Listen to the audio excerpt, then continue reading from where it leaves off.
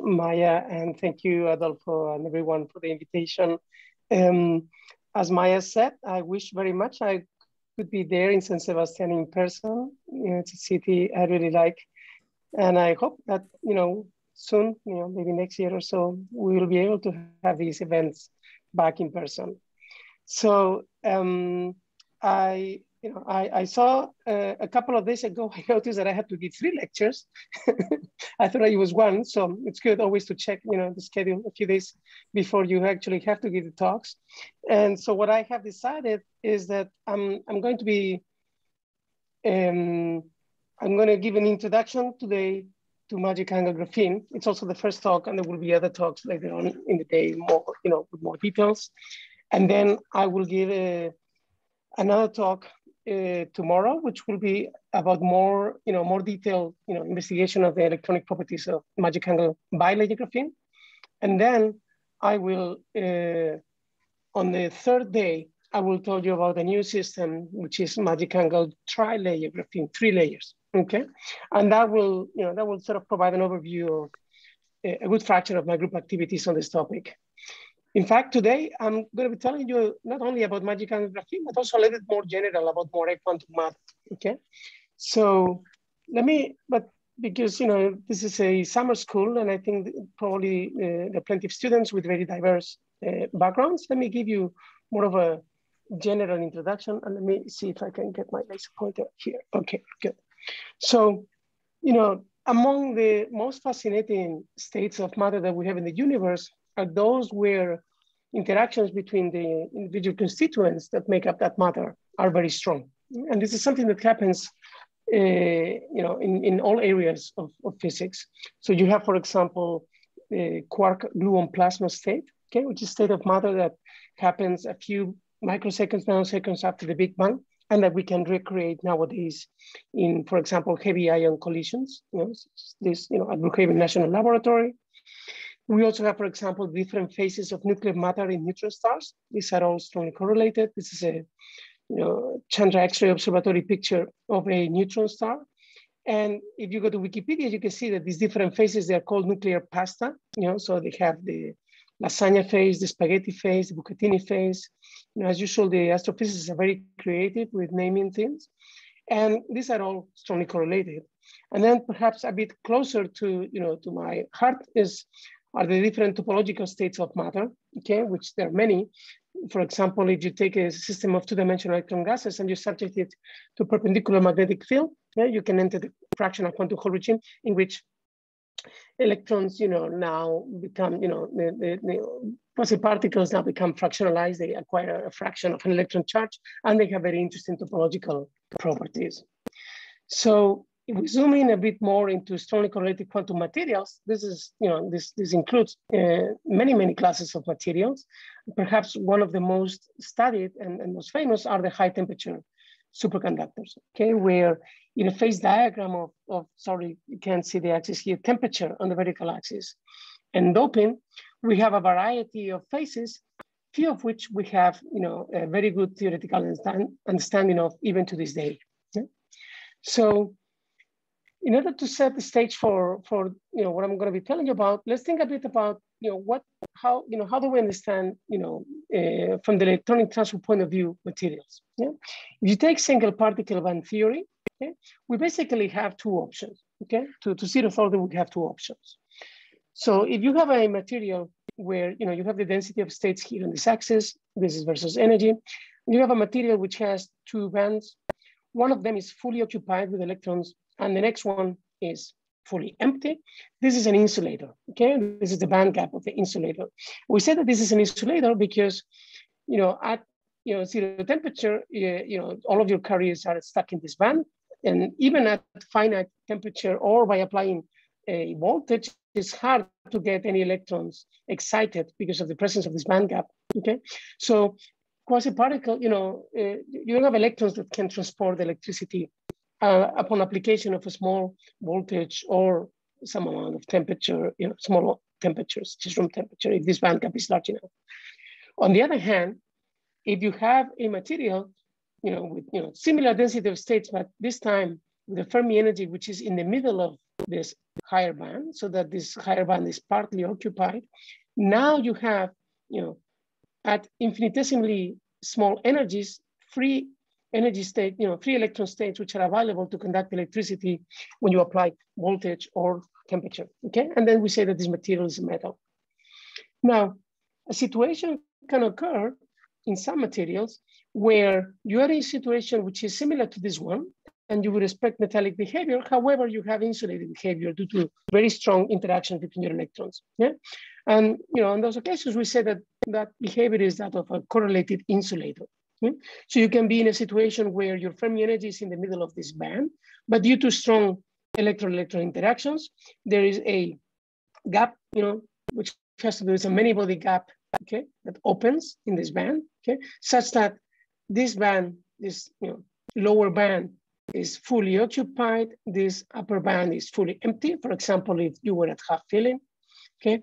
And now you see the situation is very reminiscent, very similar to that of the insulator situation, but this gap is a many-body gap, it's not a single particle gap, okay? And that is a correlated insulator. Now, there are many examples of correlated insulators. One which is particularly famous is the mode insulator, which is believed to be the parent compound of the high temperature cuprate superconductors. Okay? So in the high temperature cuprate superconductors, most of the action takes place in these copper oxygen planes, where in the stoichiometric compound, without doping, there is 1 electron per copper atom, so 1 electron per unit cell, okay? And all of the electrons, due to the strong repulsion between the electrons, are stuck in their positions, okay? So this is a correlated insulator. And now an interesting game takes place if you remove a few of those electrons or you dope with holes, okay? Now your electrons can jump from occupied side to empty sides, but they have to do that in a correlated fashion, okay? Again, because of the penalty for double occupancy. So this behavior is believed to be described by a model, theoretical model called the Hubbard model, okay, which takes into account the finite, hopping between sites, and also the energy penalty U of occupying a site with 2 electrons. Okay? And now I say that we believe that the behavior of cuprates is described by the Hubbard model, because we cannot really solve the Hubbard model even in the simplest case exactly for a large number of electrons. So we do not know how to go from this model to this phase diagram. There's no one-to-one mapping, exactly analytically. Now, the lack of progress or the lack of theoretical understanding, despite decades of research, has led to alternative platforms to investigate the properties of quantum materials. Okay, and one of the most successful is to use, for example, ultra cold atoms in optical lattices. So if you take 2 laser beams, and you shine them, 4 laser beams, you shine them at each other, you can create this periodic potential in which you can load atoms. And there is a tuning knob, something called the flashback resonance, which allows you to tune the interaction between these atoms, such that already back in about almost 20 years ago, the group of Immanuel Bloch was able to tune the system of ultra cold atoms between a mode insulator state and a superfluid state, okay, for attractive interactions. Then this was done with bosonic atoms, so atoms with integer spin. So this was a realization of the Bose-Hubbard model. Then a few years later, this was done with fermionic atoms in a realization of the Fermi-Hubbard model. And just to give you an idea, the state of the art in this community, at least as of a couple of years ago, is that people have been able to realize anti-ferromagnetism in the Fermi-Hubbard model, okay? So this means that the ultra cold atoms community is beginning to explore this region of the phase diagram, okay? Mode physics, anti-ferromagnetism. They would like to explore the entire phase diagram, and in particular, to find D-wave, superfluidity in the cold atom systems. However, it is very challenging to go down in temperature to the temperatures needed for this, okay? They are already working at, nanokelvin or hundreds of picokelvin, and they need to go about an order or 2 magnitude lower in temperature to reach this region. That's what they believe. And they although there's no fundamental obstacle, to doing so, it is very challenging. So they haven't done that yet. So we have these, 2 if you want traditional platforms to investigate strongly correlated physics, one is the actual quantum materials themselves, okay, with typical lattice scales of a few angstroms. Another one is cold atoms in optical lattices with typical length scale of a micron. And what I want to tell you about today is about a new platform called Moire Quantum Matter, where the Moire length or wavelength is typically of the order of 10 nanometers. So it's about a couple of orders of magnitude in between either of, between these two platforms, associated with this length scale and also energy scales, okay? So for quantum materials, typical energy scales or temperature scales are 100 to 1,000 Kelvin. For ultra cold atoms, it's 0.1 to 1 nanokelvin. For Moire quantum matter, is 1 to 10 Kelvin, maybe up to 100 Kelvin, okay? So it's also a nice intermediate energy scale and very accessible in modern dilution refrigerators so that we can investigate this and study these systems. So this is, the outline for my talk today. I want to tell you a little bit about 2D materials, Legoland, twistronics, some terms that you may hear about. Then I'll introduce graphene and magic angle graphene superlattices. Then I'll tell you about our observation of correlated insulators and superconductivity.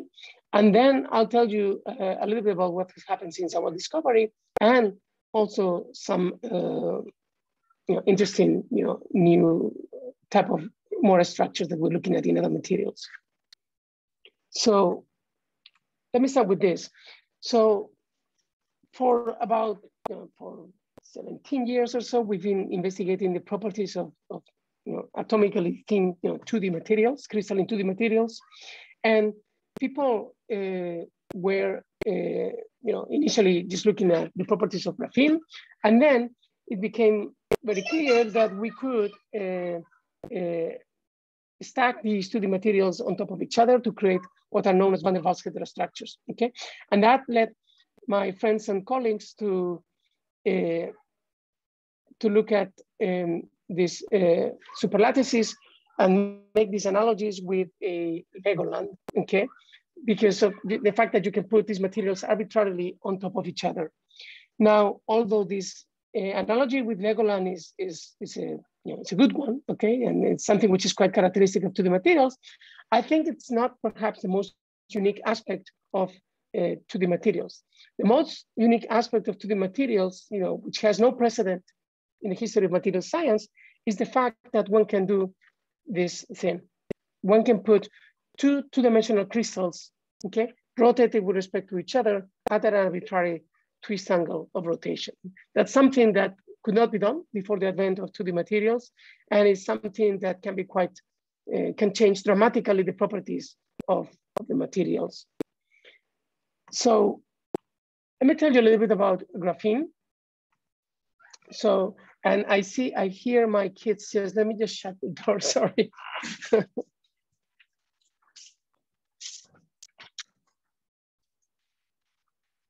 Okay, this is what happens when you give Zoom talks, from home. So graphene is a honeycomb of carbon atoms, okay? All of these atoms are, from the chemical point of view, equivalent. They're all carbon atoms. But from the crystallographic point of view, there are two sublattices, two inequivalent sublattices. They're called the A and B sublattice, or the red and green balls, okay? That's because in order to tile a honeycomb, you need two vectors plus two sublattices, or two. So in a simple quantum mechanical model and type binding model, one can calculate the electronic structure of electrons in graphene. And here you have it, energy versus momentum in the X and Y direction. And as you can see, this is a very unusual electronic structure. Okay, it's a very famous one because near the Fermi energy, you have these double cones, which are called Dirac cones, okay, where the relationship between energy and momentum is linear, okay? So graphene is a zero band gap semiconductor or a semi-metal, with a zero band overlap with linear energy momentum dispersion. In fact, this type of dispersion is more characteristic of ultra-relativistic massless particles. And if you look at the Hamiltonian equation that governs this dynamics of electrons in graphene, it's nothing else but the Dirac equation in 2 dimensions for massless particles, okay? Where you can see here, energy is linear in momentum, and where this spinor which usually in the Dirac equation represents whether the spin of the electron is up or down. Here in the case of graphene, it's telling you whether the weight of the electron wave function is on the A or B type sublattice. Yeah? Now, the other thing that I want you to remember is that there are two inequivalent sets of Dirac cones. They are called the K and the K prime values because they are at the K prime points, okay, in the reciprocal momentum space. So just remember that electrons in graphene has this fourfold degeneracy: spin up, spin down, valley K prime. Okay, just remember 4. It will appear later on. So what happens if you put graphene on top of graphene and rotate the angle? Okay, a Moire pattern forms where the distance between, the Moire wavelength, which is the distance between the soccer balls that you see on the screen, okay, is roughly inversely proportional to the twist angle, at least for small twist angles, okay? So now this is what happens in real space. Let's look at what happens in momentum space and hence what happens to the electronic structure. So we have here a single layer of graphene. This is the electronic structure. This is real space. This is the Dirac, the Dirac cone. These are reciprocal space. If your Fermi energy is at some finite value above the Dirac point, then you have these Fermi disks, okay, located at the K prime point. Okay, these are the Fermi surfaces. Now, let's put another graphene sheet on top. If these two graphene sheets are perfectly aligned, then the reciprocal spaces are also perfectly aligned. And the Dirac cones of layer 1 and layer 2 of graphene are on top of each other, okay? But if we now rotate by a certain angle, okay, then if we rotate in real space by a certain angle, the reciprocal spaces also rotate by the same angle, okay? So the separation between the Dirac points or Dirac cones of layer 1 and layer 2 of graphene, okay, becomes 2K times sine of theta half, okay? Now, so this means twisting leads to layered Dirac cones separating the momentum space. Now let's start from a relatively, from a small angle of rotation, such that the separation in momentum space is proportional to the rotation angle. And let's have a look at what happens, okay? So here I have, 2 Dirac cones from layer 1 and layer 2 of graphene. The separation in momentum space between the Dirac points is proportional to the twist angle because it's already a small angle, okay?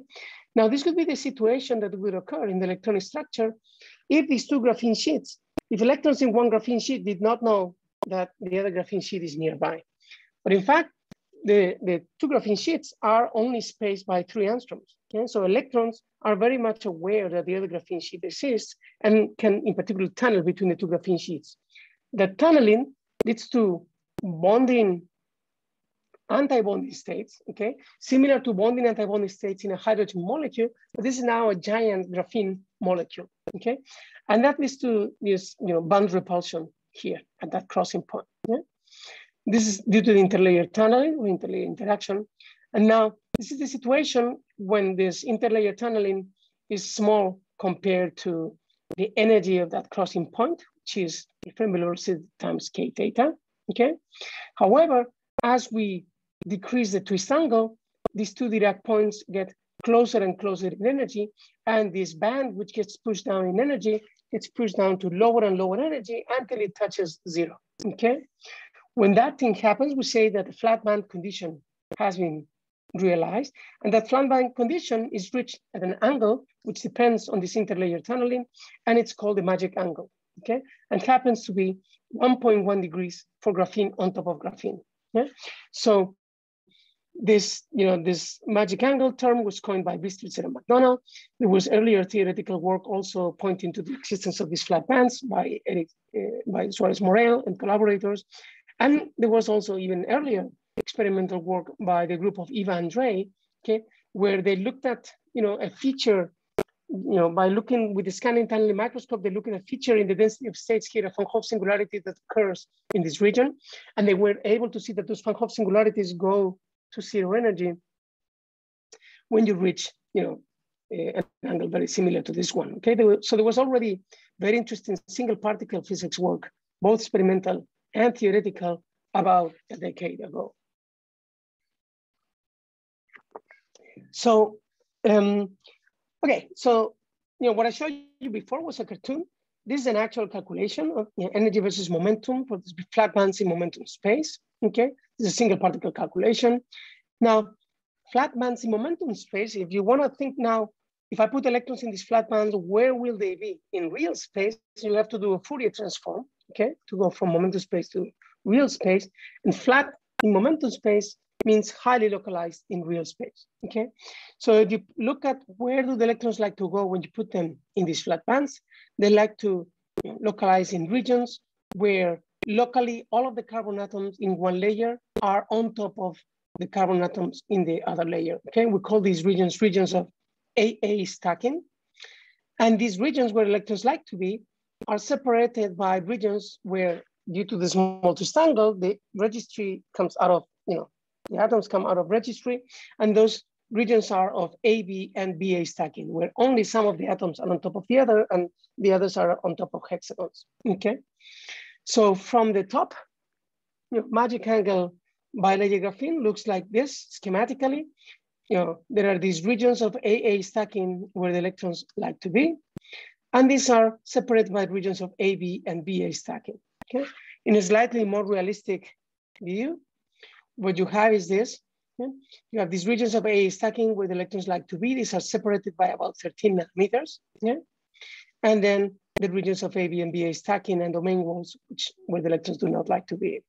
This forms sort of the equivalent of our triangular Fermi-Hubbard, this is the equivalent of a triangular Fermi-Hubbard lattice in cold atoms, except that I put triangular in quotes because this, in reality, this is a honeycomb pattern, okay, because the AB and BA regions are not equivalent. And also this lattice has interesting topological properties that I'm sure later today, I'll mention something about it, but probably later today, Andre or Oscar will mention more about. And that makes it impossible to just do a direct mapping between this and a traditional Fermi-Hubbard lattice, okay? Okay, so now let's start, I'm gonna start showing you some data. So before, let me show you what our device geometry is. So we make our magic angle twisted bilayer graphene devices. We encapsulate them by hexagonal boron nitride, which is a very interesting dielectric material which keeps the magic angle graphene very pristine. And then we contact them with source and drain electrodes so that we can apply a voltage and pass a current.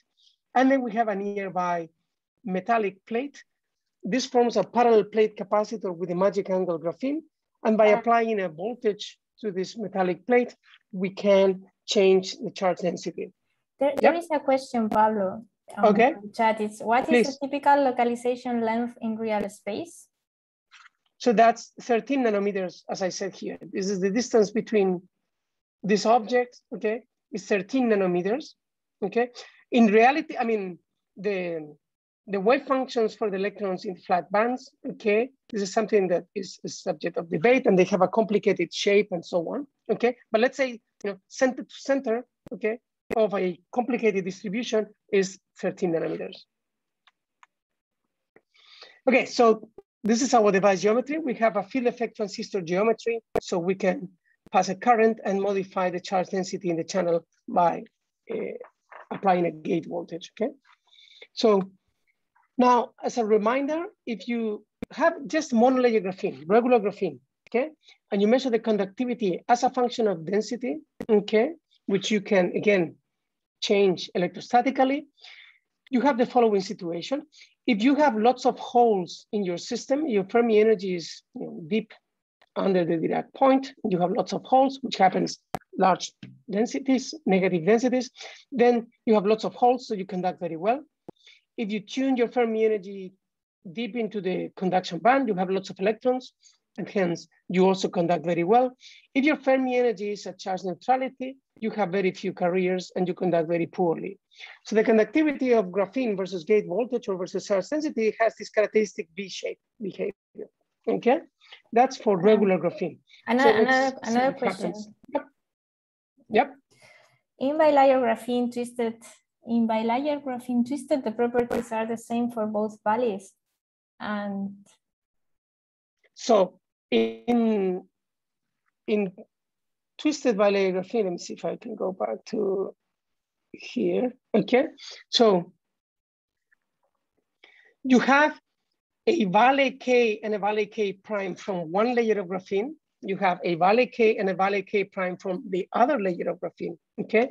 So the situation that I'm showing here, for example, is this is one valley from one layer and the other valley from the other layer. You have, of course, the other two valleys, from either of the layers, okay?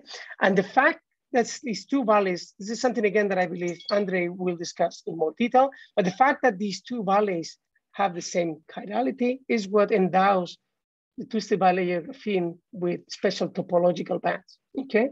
And this is something that will be discussed later, okay? And there is another one.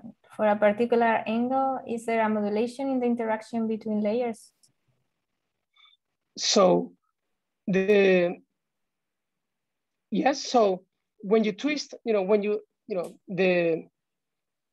general, you have to think when you create a structure, okay, by twisting it, there's going to be points where the electrons have it easier to tunnel between the two layers and points where it is harder to tunnel between the layers.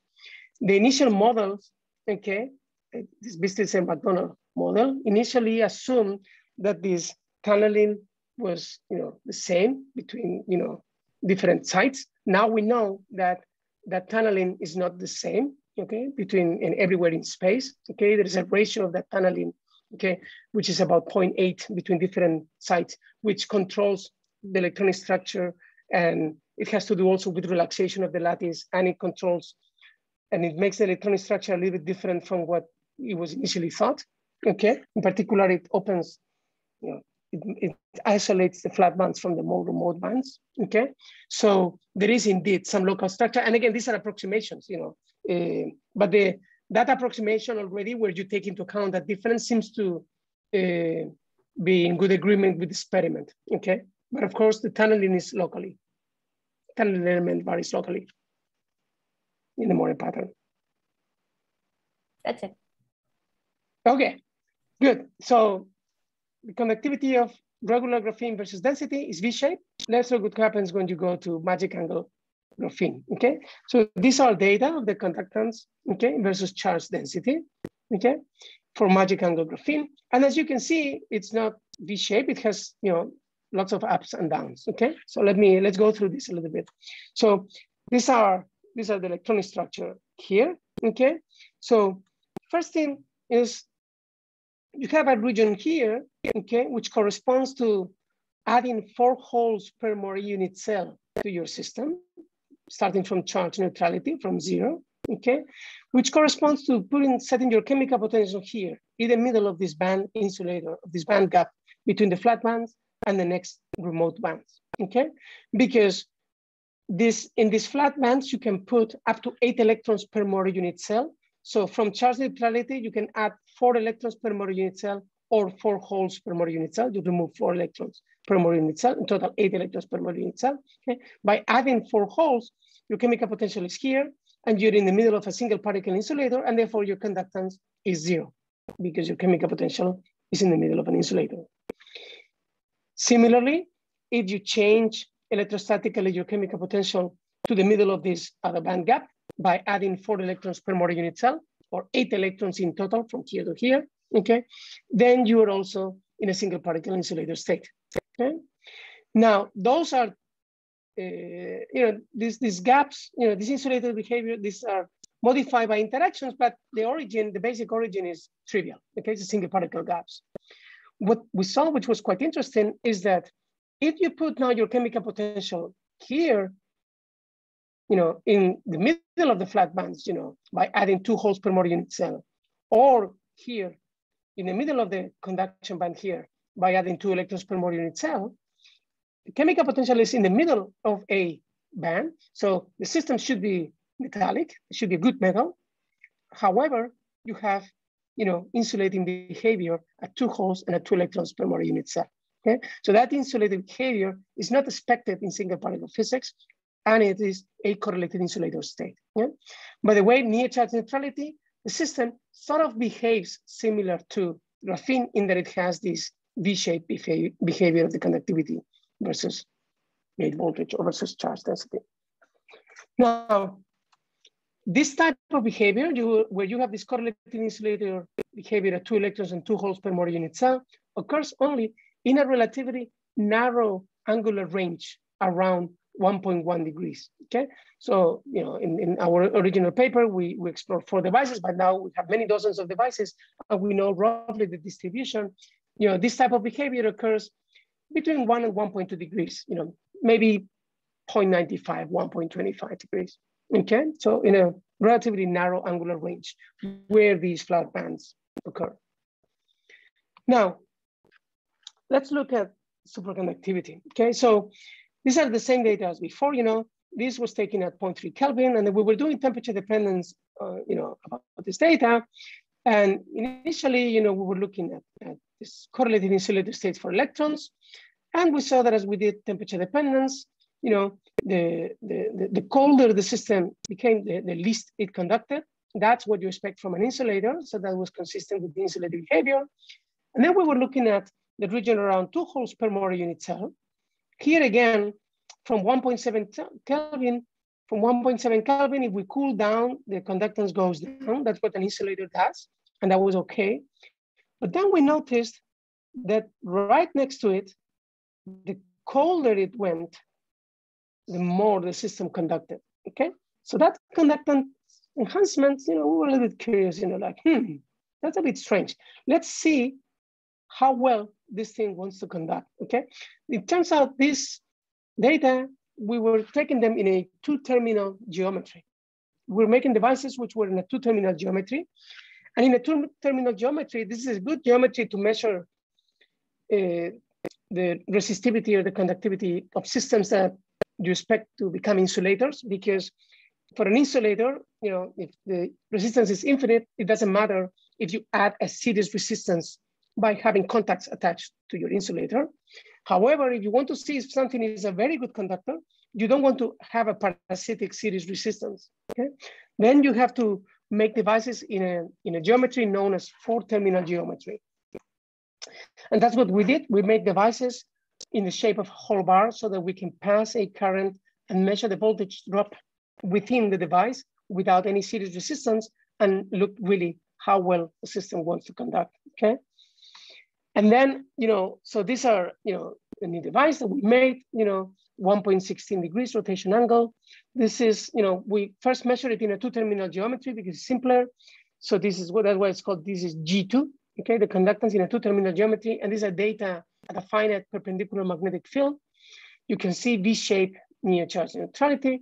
We have insulated states at 4 electrons and at 4 holes per more unit cell. And then you see that near 2 holes and 2 electrons per more unit cell, there is a dip here in conductance, okay? There are also things, by the way, happening at 3 electrons and 3 holes per more unit cell. There are many things which I'm not telling you yet about, okay? But which are interesting also. And then Pablo, if we, yep.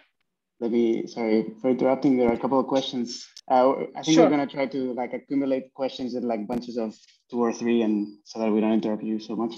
The first is, Nicholas is asking, are the bands you showed in die binding calculations with a large supercell of carbon atoms, or is it in the basis of these Moire sites?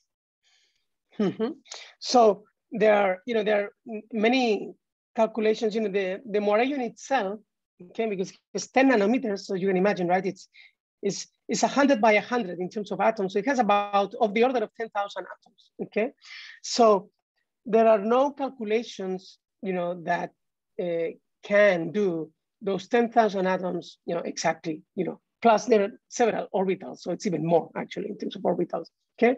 So people do various types of approximations, okay? In fact, there is an even earlier thing, which is not all angles are commensurate, okay? So in general, for a generic twist angle, you don't even have a commensurate, you know, a true periodic lattice, okay? But it turns out for small twist angles, you can get rid of a lot of that complexity by taking, you know, simplified models, okay? In particular, the one that is, you know, was most famous was the Bistritzer-McDonald model, okay? Where it's a continuum model, you know, where you treat all of the things. Turns out for small angles, you can average over a lot of things. Commensurate, incommensurate, it doesn't matter too much, okay? So what people started to do after the Donner model is people started to introduce different types of refinements. For example, relaxation of the lattice, okay? The fact that you start to take into account that the tunneling, depends on where you're in the Moire sublattice, etc., on the Moire lattice, etc. Okay, so that people started to introduce more and more refinement. Okay, the second question is by Rafael. I think it's regarding your previous slide. Why does the G versus change? Why does the G versus charge density plot look not symmetric around 0, and the energy band, the band structure is symmetric around 0? Mm-hmm.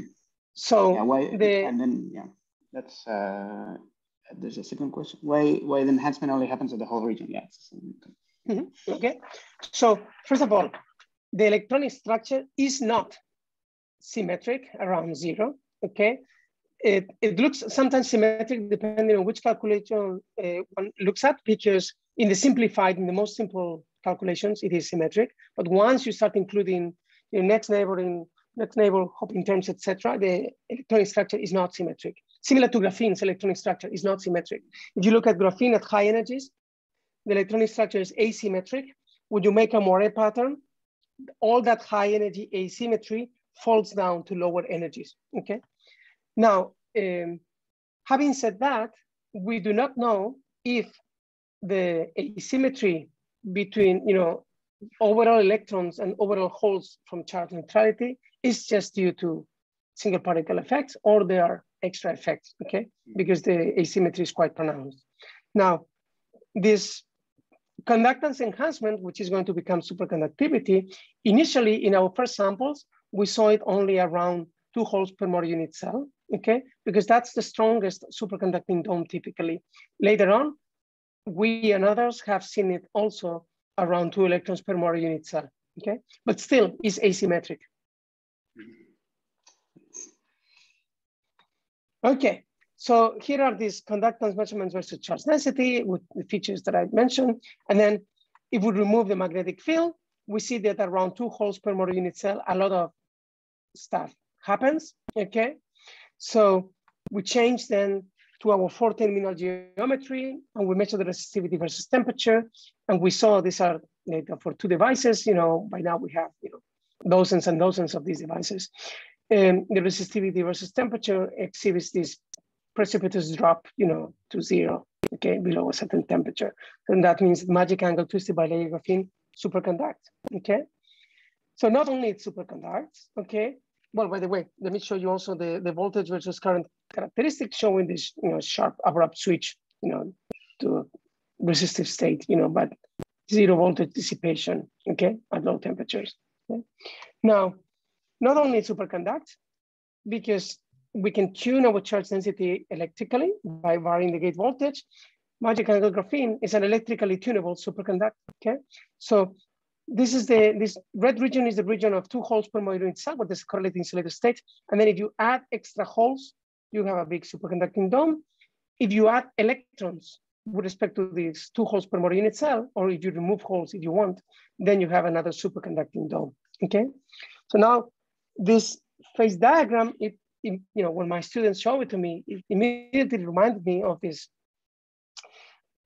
hundreds of times that I've seen this other phase diagram. This is the phase diagram of the high temperature Cooper superconductors, where at 0 doping, meaning 1 electron per unit cell, there is a mod insulator state. And then let me change this axis so that hole doping, electron doping is the same as for us, okay? So if you dope with holes, you have a large superconducting dome. If you dope with electrons, you have a small superconducting dome, okay? Now, of course, the difference between, there are many differences between these 2 phase diagrams, but the most, one of the most important ones is the fact that this is a theoretical phase diagram. In order to populate this phase diagram with actual experimental points, you have to grow hundreds of crystals, so that they give you, with different chemical impurities and different material classes, so that they give you points in this phase diagram. This is all done in a single device, with a single disordered realization without chemical impurities. And it takes me, a few seconds to go from here to here, okay? So that, you know, attracted a lot of attention. Now, I should mention that there are, as you can see, many similarities between these phase diagrams, but there are also many differences, okay? It's not yet clear to what extent the similarities between high-temperature Cooper superconductors and magic graphene are, you know, are to what extent the similarity stems. So I should mention also that more often than not, what we see is a very asymmetric situation where the superconducting dome for electrons is very small compared to the one for holes, okay? All of the devices that exhibit very high temperature, in this case, high temperature, I mean, of order, you know, 1.7 Kelvin in this one, but later on 2, 3 Kelvin, the domes are very asymmetric. Now, so, okay, I just showed you that, you know, the critical temperature is of the order of 1 Kelvin, okay? Maybe 3 Kelvin in our best devices. Now, how strong a superconductor is magic angle twisted bilayer graphene, okay? Turns out the strength of a superconductor from a physics point of view is not characterized by how high the critical temperature is. Okay? That's very important if nothing else for applications. But the strength of a superconductor is characterized by how large the critical temperature is compared to how large the Fermi temperature is. Okay, so this is something which is typically shown in you know, it's known as, you know, Uemura plot.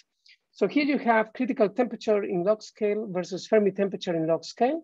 Okay, and conventional superconductors are typically in this region. Okay. They have relatively modest critical temperatures and very high Fermi temperatures. Okay, if you take, for example, aluminum, it has a critical temperature of 1 Kelvin, you know, similar, same order of magnitude as magic angle graphene, but a Fermi temperature of over 100,000 Kelvin. So given the gigantic density of electrons that aluminum has, it superconducts modestly, okay? Now, as you go more diagonally towards this purple band, your superconductivity becomes more and more exotic. And in fact, in this purple band, you find all of the unconventional, pretty much all of the unconventional superconductors. You have here the cuprates, the iron nitrides, organics, the heavy fermions, okay? They're all kind of in this purple band, yeah? I've included also here some data points from ultra cold atom systems, both axes multiplied by 100 million, so that they appear here, but in terms of coupling strength, they're the strongest coupled systems that we have, okay? Now, where is magic angle twisted bilayer graphene? It's here, okay? It's one of the strongest coupled superconductors that we have, okay? It has a, you know, TC of the order of, you know, 1 and 2 Kelvin for these data points from our original paper, but a Fermi temperature of, you know, 20 Kelvin or so, a little bit less, okay? So given how few electrons magic angle graphene has, because remember, it has electrons which are a fraction of an electron per Moire unit cell, but it's a huge cell. So the density of electrons in magic angle graphene is the lowest of any superconductor, okay, of any superconductor in 2 dimensions by over an order of magnitude, okay? So given how few electrons it has, it superconducts very strongly. Okay, so, you know, we announced, you know, this discovery at the APS March meeting in 2018, okay? And then immediately a lot of people were asking, you know, what is the origin of these correlated insulators and what is the superconducting order parameter? And, you know, this is just a small fraction of the papers that appear within a few weeks of us posting our results. You know, there were all kinds of theoretical proposals. We've included all letters of the alphabet for the superconducting order parameter, you know, S, P, D, S plus P, S plus P plus D, P plus IP, you name it, okay?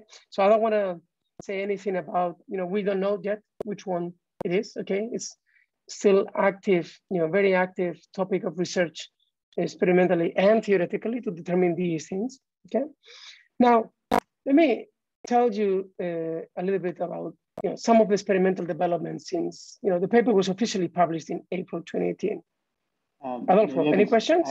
Yeah, maybe I can stop you here. I think you briefly mentioned, but I think there's a question on, can we understand the dip in conductance versus density at n equals 0 from single particle effects? I think, I think it's for electrons in graphene, okay? Yeah. So at charge neutrality, you have a dip in conductance in the same way that you have in graphene. Okay, so I guess the answer is yes.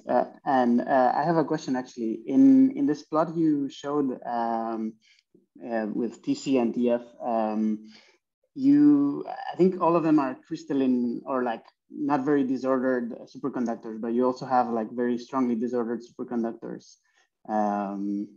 How do people characterize the strength of superconductivity there, and is there a way of plotting all together? Or? So, you know, aluminum, you know, can be crystalline or can be very, you know, amorphous. You know, when you grow it, many of these materials has huge levels of chemical impurities and disorder. You know, they're not that crystalline actually. Many of the materials, you know, that are shown in this plot. So you can still measure the critical temperature, and you still can get an estimate either of the Fermi temperature or the, you know, the density of carriers in the system. You know, so you can still put them somewhere here, you know, with appropriate error bars if you want.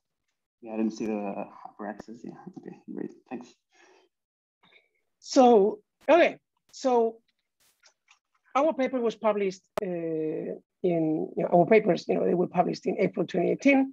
And then what has happened since then? Okay, so let me tell you some of the experimental developments since then. You know, the first thing is that we have reproduced our own results many, many times, okay?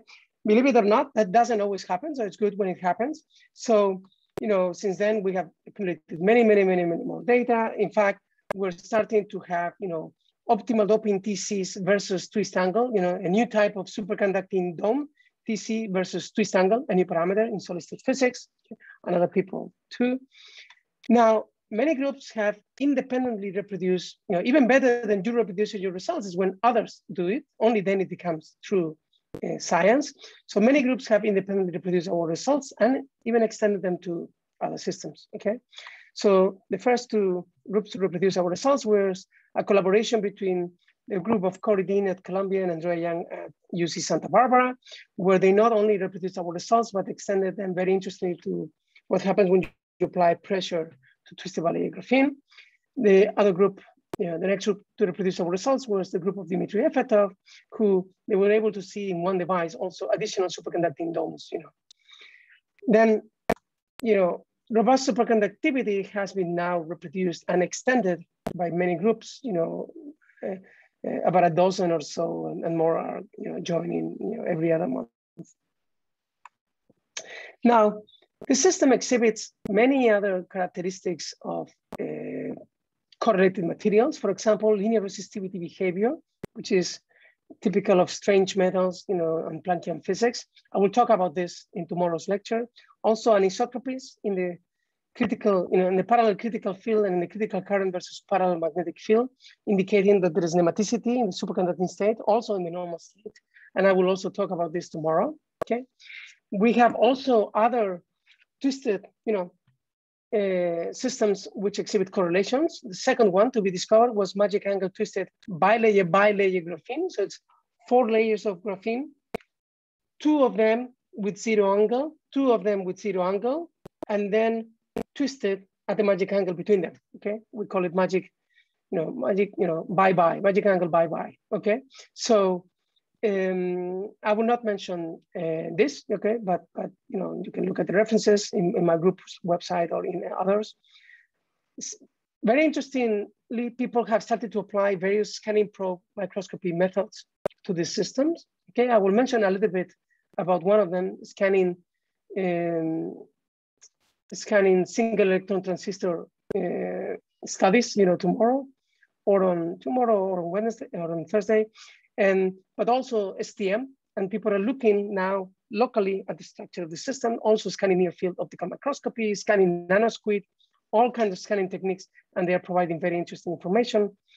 And then, perhaps one of the most interesting developments was the observation of ferromagnetism anomalous Hall effect and quantum anomalous Hall effect in the system, which means that topology plays a key role in this type of Moire heterostructures. Okay, in fact, its correlated Moire heterostructures has meant the merging of several modern condensed matter communities. Okay, on one hand, the 2D van der Waals materials and heterostructures community, people that work on graphene, like myself, Then on the other hand, the people that work more on traditional strongly correlated materials, such as cuprate, pnictides, etc. And then the people that work on topological condensed matter physics, quantum and fractional quantum Hall effect, topological insulators, etc. All three of these come together in these correlated Moire heterostructures or Moire quantum matter, okay? And one of my biggest pleasures is to now interact a lot more with people in these other communities that I didn't talk to so frequently. So together with my collaborators at MIT, we already predicted, the existence of nearly flat Chern bands in various types of Moire superlattices, okay? And there was, related theory work on the topology of these systems. And then shortly afterwards, the group of David Goldhaber-Gordon, measured a very large anomalous Hall effect on magic angle bilayer graphene, which was aligned, to hexagonal boron nitride, to the hexagonal boron nitride underlying substrate. And then a few months later, the group of Andrea Young reported the quantized anomalous Hall effect, okay, in the system, okay? So very interesting developments. Then the other thing that happened is that, for a while, the community was searching for a second Moire superconductor. Magic angle bilayer is not a superconductor, and several others, there were doubts. So finally, earlier this year, we discovered a second robust Moire superconductor, magic angle twisted trilayer graphene, okay? And there will be other surprises to come soon. But this system, magic angle twisted trilayer graphene, a few months ago, both my group and the group of Philip Kim at Harvard, okay, we published back-to-back papers in Nature and Science with the discovery of this new system, magic angle twisted trilayer graphene. Turns out to be an even more interesting system than magic angle bilayer graphene, okay? And this will be the subject of my third talk, my third lecture on Thursday, okay? A very interesting system. Now, you can see that, with Moire Quantum Matter, we have pretty much, discovered, or realized all of the traditional, phases of condensed matter physics, or most of them, okay, from correlated insulators, superconductivity, various topological phases, magnetism, nematicity, okay, this in graphene-based and also transition method like chalcogenides and related Moire systems. Now, one which was until a few months ago absent was, ferroelectricity, okay? But then, a few months ago, three groups independently, we reported a new type of ferroelectricity called Moire ferroelectricity in a new type of Moire heterostructure, twisted bilayer boron nitride, okay? So let me show you in the last, 5-10 minutes, let me tell you about this. So, there are a few two-dimensional ferroelectric materials. I think almost all of them are in this slide, okay? Just very few, maybe half a dozen, something like that, okay? Now, all of these materials are ferroelectric 2D materials which are obtained by exfoliating bulk polar materials, okay? So the bulk material was already polar, you exfoliate it down to a monolayer, it turns out to be a ferroelectric material or down to a few layers. Now, I'm talking about something here different, okay? So take bulk bilayer hexagonal boron nitride, okay? So in hexagonal boron nitride, the natural stacking is called AA prime, okay? That means, so first of all, hexagonal boron nitride, is a honeycomb lattice, similar to graphene, except that now, instead of having the two sublattices have carbon atoms, you have nitrogen and boron atoms in the A and B sublattices, okay? Now the natural stacking is AA prime, meaning a boron atom has on top a nitrogen atom has on top a boron atom, and they're exactly alike, okay, like this.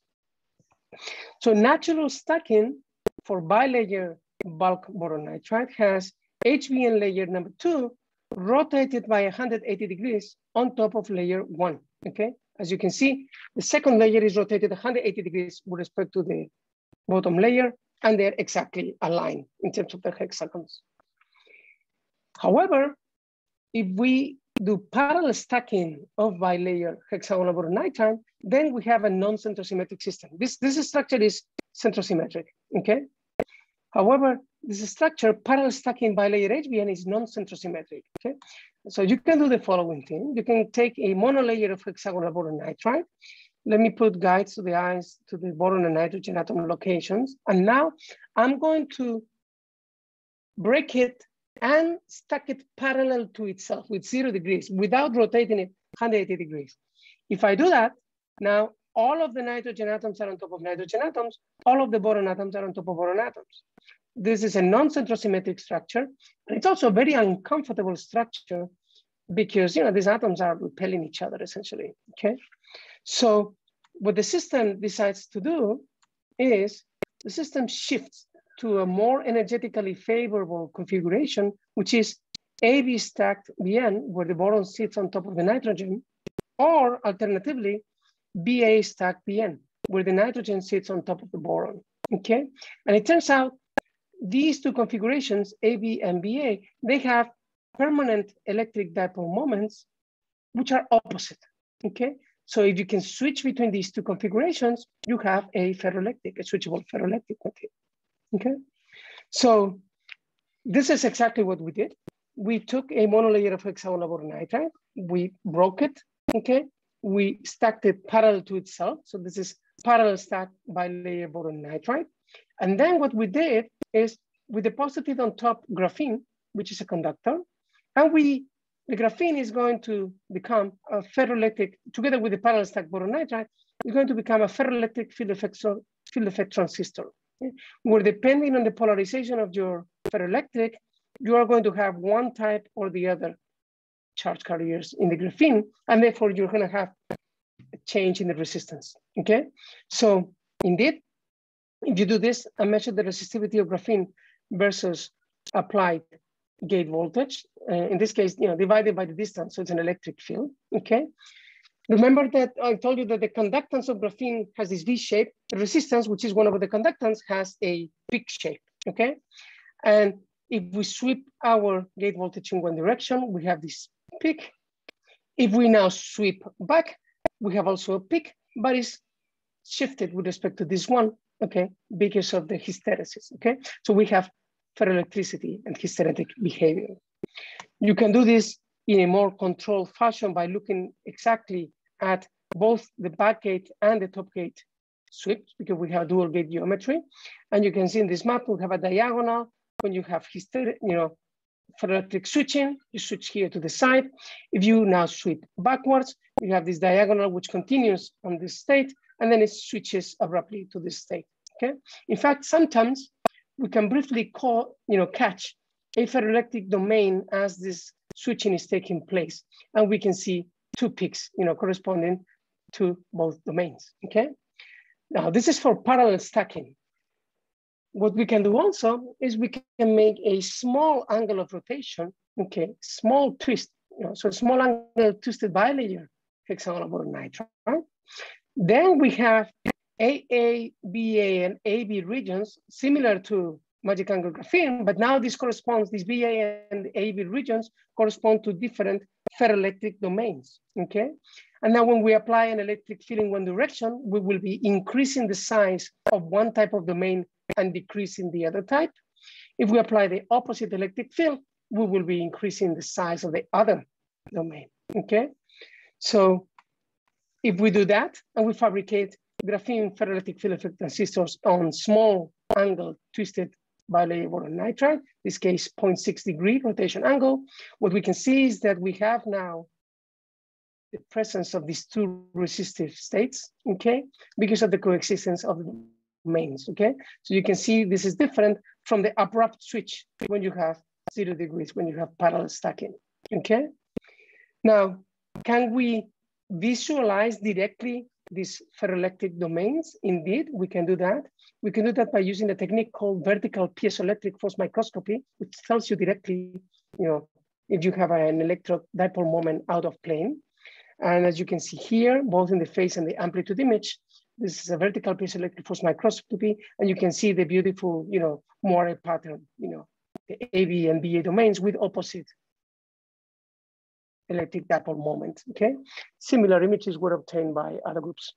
Now, this ferroelectricity is robust. It works even at room temperature, okay? So it's a very robust effect. Here you have data, you know, all the way from 10 Kelvin up to room temperature. And in fact, you can, you know, and it lasts for very long, for as long as we waited, you know, we waited up to a month and it still was present there, okay? So this means that this, who knows, this might be, you know, useful for applications perhaps one day. So with this, you know, I want to just remind you all that this field of Moire quantum matter, correlated Moire heterostructures is a very rich field where many different communities are coming together, you know. We're at the beginning of this field, okay? So for all of you who are students, this is a very interesting field to get into. It's one of the most active fields of condensed matter physics today. And I wanna end my first lecture today by thanking my grad students, postdocs working on the project, you know, collaborators. I hope that soon we can get all back to these types of events, you know, and also thanking the funding agencies. And I wanna thank you for your attention. I'm happy to take any more questions. Thank you, Pablo. Thank you for this very, very nice talk and fantastic introduction. So I'm going to read these 3 questions that there are in the questions and answer chat. And I suggest the rest to write your questions on Slack. And we will read them tomorrow before the next talk of Pablo, because we are a bit tight in time. So, okay. Umesh, what are your views on different samples from different groups showing extra missing superconducting domes, insulating states, and the integer fillings? What can be the plausible reasons for these variances in the data? Very good. So there are 2 things. Already at a very simple level, the electronic structure of magic angle bilayer graphene is extremely sensitive to the precise twist angle on increments which are of the order of 0.01 degrees. So it's not surprising that a sample which has a twist angle of 1.05 degrees could have different properties from a sample that has 1.15 degrees, 0.1 degree apart, okay? It's extremely sensitive, the electronic structure, even at the single particle level, to the precise twist angles. In addition, different devices have different degree of disorder, twist angle disorder, which is a new type of disorder, this twist angle disorder, okay? And this twist angle disorder in particular makes it sometimes harder to see the correlated insulator states, because in terms of the phase diagram, the correlated insulator state has a narrow density range over which it is seen. The superconducting domes have a much larger density range over which they are seen. So if you're going to average over disorder, the easiest to disappear is the correlated insulator state. Superconductivity is a bit more robust. That's why it's more frequent to see superconductivity than correlated insulator states if you are within the magic angle range. Okay, so those 2 are, I think, the most important factors: the precise twist angle and the degree of disorder.